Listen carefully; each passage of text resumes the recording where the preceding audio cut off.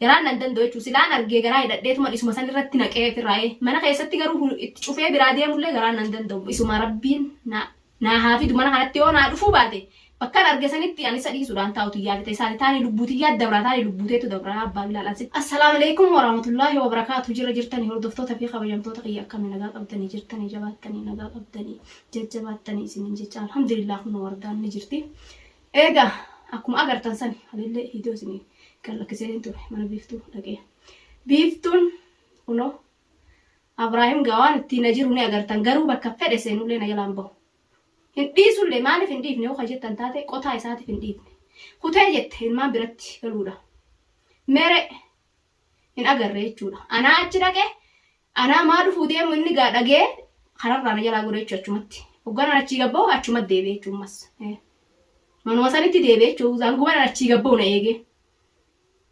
Biiftulleen ta'u hojii nyaanne kunoo tanaan naa dhufte buleeyyoo kiyya namnumtinuu hin amanuun hin taatu jechuudha. Dhiiraan amanin haayidaa dhiirti namaa miti bineensaa laati wajjin mana galla hidaaye. Dhiirti amantiin qabdu jechuudha. Waan amanan hin qabu jechuudha. Abbaan ilmaan 10 tu'edha. Nuti abbaa ilmaan meeqati jennee xamannee akkuma inni yaade jala akkuma fedhii isaa jala deemu jira jechuudha. Abbaa ilmaan itti kan irraa dhaqus hin jiru wanni inni na godhus hin jiru wanni inni tana booda natti fidus hin jiru jee jechuudha. Edaa dhiirti akkuma umriin ol deemtu ninu waan biraa fidde jechuudha. Ajaa'iba waan nama dhibu yaabboleeyyan kiyya warroottan dhalaa taatan garuu dhiiran amanina antarman isinii dhaama hunoo haadha Bilaal akkana godhe jechuu abbaan Bilaal. Haadha dhiiraa kabajamtu akkana godhe jechuu inni garuu an dhiisuuf hin taa'u. Magaalaa sanaa tana keessa dalaguman isa godhadhaanis. Anis dalaguman isa godhadha malee hin dhiisu jechuudha. Isaatu tanaan naa dhufee miti karaa nagayaa didee isaa fi biiftullee dalagaa godhadheetiin jala bobbaanis isaan lachuus. Haana galchanii mee hoo isaan yoo isaan dhiiroma ta'anii isaan gaa dhiirataan harumarraa akka fedhan haana godhanime. Anis hin dhiisu dalagaa godhadheetiin jala deema. Ani garuu kabajan qaba abbaa fedheen na wajjin dhaabbata. Abbaa fedheen na wajjin dhaabbata. Abbaa fedheetu bakka naan ergadhallee naa dhaqan. An kabajan qaba haadha dhiiratiin. Salphisee ifa raddarra abbaan of salphisee namni guddaan jechuudha. Kabajaa an isa biratti kabajaa dhabee innillee akkasuma na biratti isaatu kabajaa of dhoorge jechuudha. Kabajaa guddoon qabaaf duraan bakka guddoon qabaaf amma immoo isaatu akka na kabajaa sanillee irraa fuudhu na godhe. Kabajaan kootu jee kadhadhee dadhabee akkuma agartan. Itti dhaqee mana biiftuu sanitti illee hoggaan dhaqu achiina dura baafate. Biiftuu eessa kute? Akka sanillee sitti dura subbatuun fedhu buleetti jedhiifamanii agartan waan nan jee. Hayyee eessa kute? Kutee gaa ijoolletti beenu jeenitiin kute ijoolletti dhaqi jeeniti. Hin dhufne ijoollee sanitti eessa hirtare? Ijoollee sanitti hin dhufne achuma jirta. Garuu akkuma ati karaarraa akkanatti mammayxee achirlee mammayxee na durallee kara tokko dhaquun taatu mootummaan taatus abbaa feeteen taatus anis si dhiisuun taa'u biyya tana keessatti. Maraattuu ta'eetuman si jala alatti baamalee si dhiisuudhaan taa'u. Efati dalagaa dhalaa godhatte anillee suman dalagaa godhadha. Abajaan si dadhabdee mitiire. Kabajaan ifa si dadhabdee kabajaanan mana keetitti gal ilmaan kan keetti jee si dadhabee ilmaanillee akka fedhanii feetee guurattee biyyatti haa galtu. Hajettu taate an si dhiisuun taa'u biyyattiin an galus hin jirtu jechuudha. Dalagaa si godhadhaas keessatti anis lubbuutiin yaabbada malee sin dhiisu. Kabajaadhaan jaalalaa fi gammachuun sitti fuudhaa siin jee michiyyoo tanallee wajjin gallee jennee wajjumaan wal mari'anne maaltu gara si galche aganatti. Yoo kafayyaan gara galtu taate ani si dhiisuudhaan taa'u jechuudha. Yoo kafayyaan qabaanne taate illee maraattu nu ilmoo wallaaltu akkuma gaafa kaanii sani koottu mana kan keessatti ilmaan kan keessatti jee ammallee irra deebi'eetuma siin ja'a. Garuu an si dhiisuudhaan taa'u dalagaan si godhadhaa ilmaan keessatti koottu. Yoo fayyaan qabaanne illee si laallagaame. Garuu fayyaadha yoo akkanatti naan taphatutti jiraattu taate anillee si dhiisu. Oolumaan taphanna malee namuu atillee bultiin ati yaarattee akkanatti dhossaadhaan jiraattu hin taatu jechuudha. Jiraatu namni bultii ifumaan bultii nagaa bultii kijibaatii miti bultii dhugaa jiraata malee namni bultiin sobaa waan akka karaan sobaan dabran galuu nama dhibeetti Oromoon hin jiru jechuudha. Kijibni isin ooftan kun. Fi biiftullee afaan gubbaa daa'ima dibattanii wanni kanatti sinna sobdan kun gannan dabartu ganaas gannan kuttu. Hanga duraan na gowwoomsite malee sin gowwoomu ganaa deebi'ee hanga duraan na gubde malee sana gubde hanga duraan gubadhe malee se hojillee hin gubadhu jechuudha biyya tana keessatti. Garuu ammallees maan hin ja'a gali gali mee manuma kanatti wal waama wajjiin dubbanne wal faamnu jira mee galii siin jeetu mas fadadda mee garuu galuu hadiddoo taate anillee dalagaa si godhadde akkasitti beekin siin jaa haga feetena dura yoo milixxellee hin baatu wardaanis tasidhiiftuu miti jechuudha sin dhiisu biciyoo tanallee si walitti gara nu galchuu deema ta duraan nagaa walitti taane tanallee walitti nu bishoositee jirta amma nagaan dhabamtee jirtu kabajaan nu jidduu akka duraan jirtu sun fuudhamtee jirti jechuudha anis waan kasidhiisu hin taane jechuudha ishiinis kasidhiiftu hin taane miti kabajaan teenyallee si balleessa jechuudha akkasitti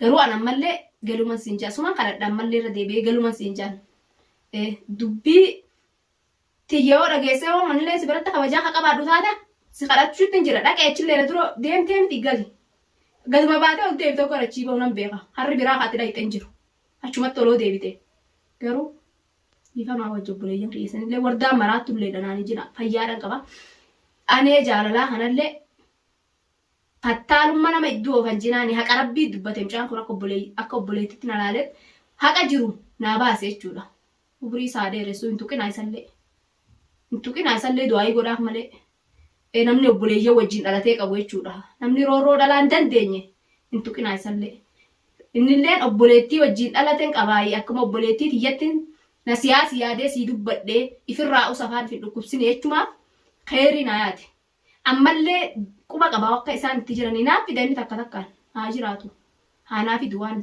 akka isaan itti jiranillee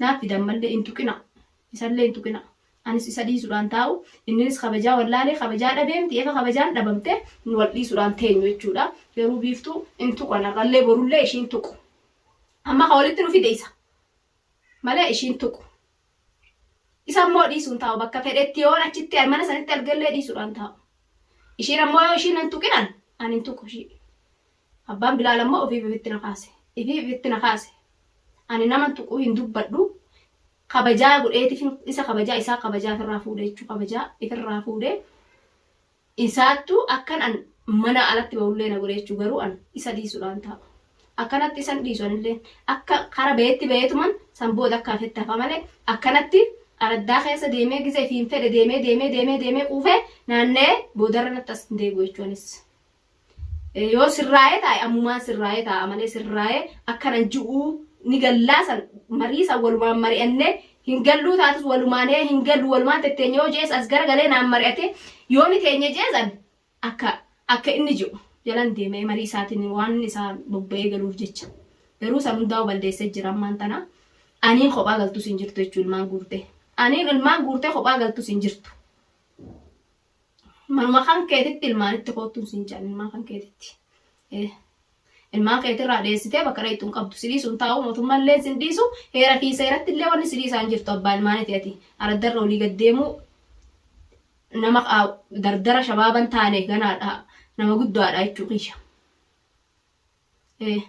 ijoolleen warraan tana haga kana wallaaltu namni ilmoo takka qabe dhalee qabu ati nama guddaa abbaa ilmaan sadii dhiise antanaafuu mana biiftuu ettee deemtee booda yoo dhugaadhaan gaa waraqaa sangaa walitti baafattanii qabaattan taatellee Allah haala man rabbii beekaa yoo qabaattanii ni qabdan janii garuu qabatamaa waraqaa wanni san hanga inni naaf fidaan illee siif fidaa viidiyoo jira naan jee viidiyoo san hogga naaf fide akkasitti akkasii wal fuutanillee amanee jechuudha hoggasanii garuu akkinaa achitti godhame kun hin ta'u anarrallee bodulleen manjaan hin ta'u waan inni narraan hin ta'in hin fuudhallee hin argattu duraan hin siin jeen fuutulleen jiraattu siin jeetin jiranis fuudhetin gammachuuwwan wardaa achitti ishii achitti waan ishirraan hin ta'in jiraadhanis hin jirtu jechuudha namuu jiruudha wal dhoorga malee namuu dalagaa wal godhanneetuma akka saree maraatetti jiruu wal dhoorga malee kaati fuutechi gortee wardaan ilmaanin gubattus hin jirtu mana keessatti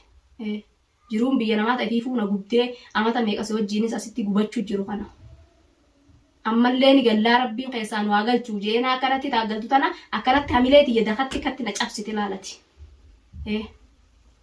jazaa rabbi siyaa kafalu waan isiin juun qabwane jazaa rabbi siyaa kafalu rabbii kiyyaan qabaa rabbii kiyyaan na bira oromoo tiyyaan na bira du'aa manaa godhaasin anis garuu isa dhiisuudhaan taa'u hin dhiisu yoo akkanumatti ka dhiisu taate ammallee karaarra baafatee dudda kiyyarra jechuu inni hin dhiisu anis hangan jiruu isatti busheessee hadhaa'ee ofirraa taanii biyya tana keessaa isaa badaa taanii naabbata jechuudha obboleeyyan kiyyaa wanni hin juutanuma hunoo eda akkana godhe agartanii miti achitti itti dheennaan na eegetu achina dura baafate jechuudha.